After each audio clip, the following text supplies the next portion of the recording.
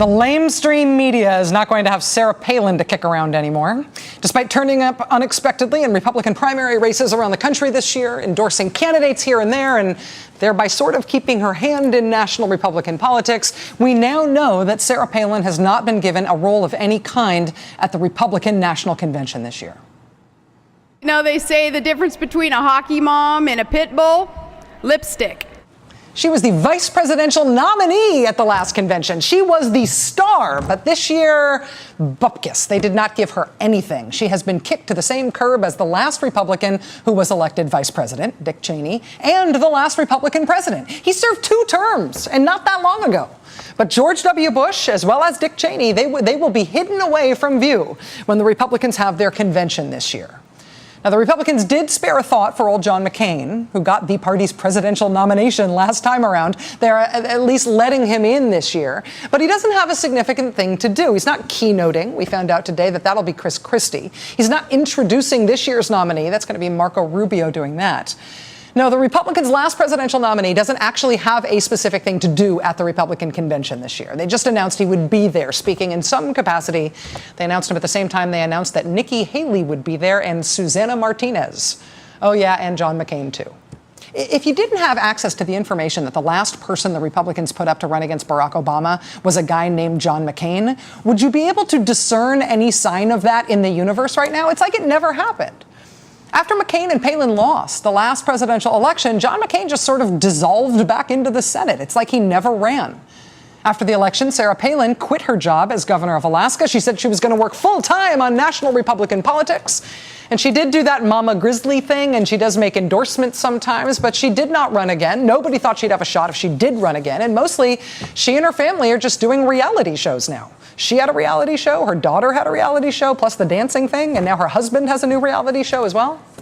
Nobody in current Republican politics calls themselves a Sarah Palin Republican. Nobody calls themselves a John McCain Republican. What is the Republican Party after Bush and Cheney? Who is the new face of the Republican Party? What does that party stand for?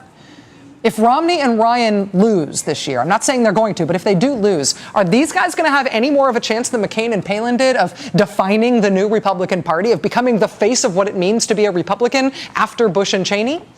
I think some of the excitement on the right about Paul Ryan is not that he necessarily is going to help Mitt Romney win in November. We talked just a moment ago with Steve Schmidt about Republicans saying that having Mr. Ryan on the ticket may make it more likely they will lose in November. But I think the excitement about Mr. Ryan nonetheless is among party activists and hardcore partisan folks and conservative movement folks who look at this guy, Paul Ryan, and say, yeah, he may not help us win, but that is the face we want on the future of the party. He is who we want to define what it means to be a Republican, post-Bush, post-Cheney.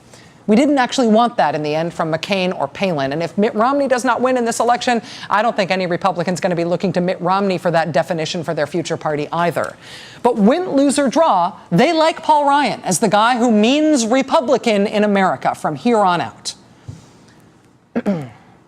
If that is what's going on with all the enthusiasm for Paul Ryan on the right, even as the rest of the country appears to be rather repulsed by him, going by the polls, if we are going to be talking about Paul Ryan as Mr. Republican from here on out, I would like to request that we please define our terms. Paul Ryan is most often described in the mainstream media as a fiscal conservative, right? Romney picks fiscal conservative Paul Ryan as running mate. Here's ABC explaining the morning of the announcement who this Paul Ryan is. Quote, Ryan, 42, a 7-term congressman from Janesville, Wisconsin, is known as a fiscal conservative.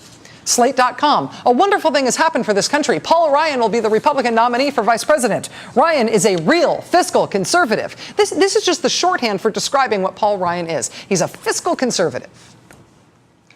My favorite definition of what it means to be a conservative, period, is from the mission statement from the National Review magazine, which William F. Buckley wrote in 1955. He said the National Review would, quote, stand athwart history, yelling, stop. Well, if being conservative means you are standing athwart history yelling stop, if they're saying stop with the progress, keep things as they are, conserve what exists, and fight efforts to change things, if that's what a conservative is, what's a fiscal conservative? The way we use the term fiscal conservative, it's supposed to mean not somebody opposed to progress whole scale, but somebody opposed to profligacy. In government, it's somebody who doesn't want the government to spend more than it takes in. That's the label that everybody is affixing to Paul Ryan, saying his fiscal conservatism is why he was chosen for vice president and why we should expect him to be around for a long while. If we really are going to be stuck with Paul Ryan as the face of republicanism for a long while, and if the term fiscal conservative is supposed to mean anything, we should get clear that there may be a lot of great stuff to say about this guy. But fiscally conservative is not one of the things you really can say about him. During the Bush-Cheney era, Mr. Ryan, as a member of Congress, voted for all of the things in the George W. Bush era that cost a lot of money and that were not paid for at all. 2 massive tax breaks, 2 wars, the Medicare Part D expansion, which cost hundreds of billions of dollars, the Wall Street bailout. None of those things were paid for. Every penny of their costs were added to the national charge card, asking future generations to pick up the tab. A fiscal conservative would not have made those votes during the Bush-Cheney era, but Mr. Ryan did. In the Obama era, Mr. Ryan is now pushing a budget that keeps the Bush tax cuts. Again, whether or not you like the Bush tax cuts, they are not a fiscally conservative thing. They were not paid for. They were just larded onto the deficit. He keeps those budget-busting Bush tax cuts whole, and then he adds onto them more than $4 trillion more in tax cuts that hugely, disproportionately go to the richest people in this country. Hundreds of thousands of dollars going to every millionaire in the country. That's expensive. How does he pay for it? He does not say. He says that's not his call to make. You may agree with that or you may disagree with that. But the point is, it should not be called fiscally conservative. It is something else. In fact, it is something else very specific that Congressman Paul Ryan, until recently, was very, very happy to talk about. The reason I got involved in public service, by and large, if I had to credit one thinker, one person, it would be Ayn Rand. It's so important that we go back to our roots to look at Ayn Rand's vision, her writings, to see what our undergrounding principles are. Ayn Rand, more than anyone else, did a fantastic job of explaining the morality of capitalism, the morality of individualism.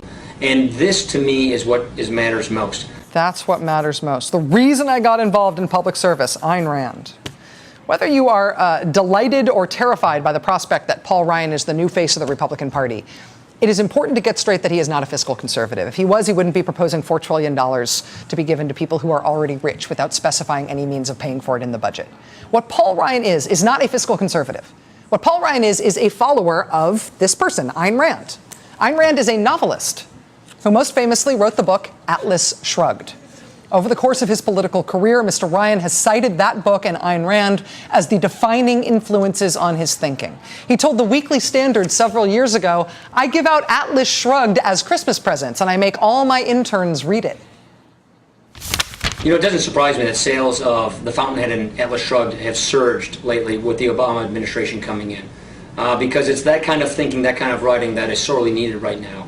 And I think a lot of people would observe that we are right now living in an Ayn Rand novel, metaphorically speaking. Paul Ryan has since said that it is an urban legend about him that he was ever a follower of Ayn Rand. Dude, it's not an urban legend if that's you on tape saying it about yourself, repeatedly for years and with feeling.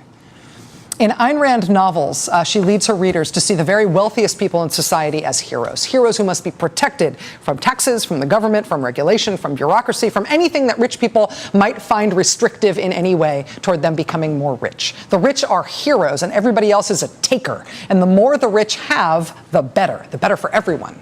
That is not fiscal conservatism either. It is something else. When the Center on Budget and Policy Priorities, a respected nonpartisan budget think tank, looked at Paul Ryan's plan for the country back in March, this is what they concluded. They said, the new Ryan budget is a remarkable document, one that for most of the past half century would have been outside the bounds of mainstream discussion due to its extreme nature.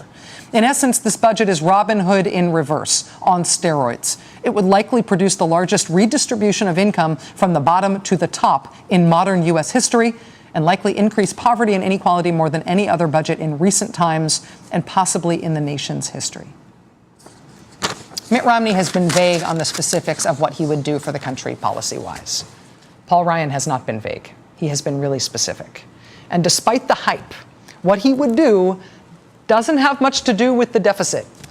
It's this Ayn Rand stuff from Atlas Shrugged and from The Fountainhead about how important it is to have very, very, very, very rich people. How important it is to take care of the rich. This is a real philosophy. It is a fringe one, but it is a real philosophy. And it has nothing at all to do with fiscal conservatism. It is something else. I think a lot of people would observe that we are right now living in an Ayn Rand novel, metaphorically speaking.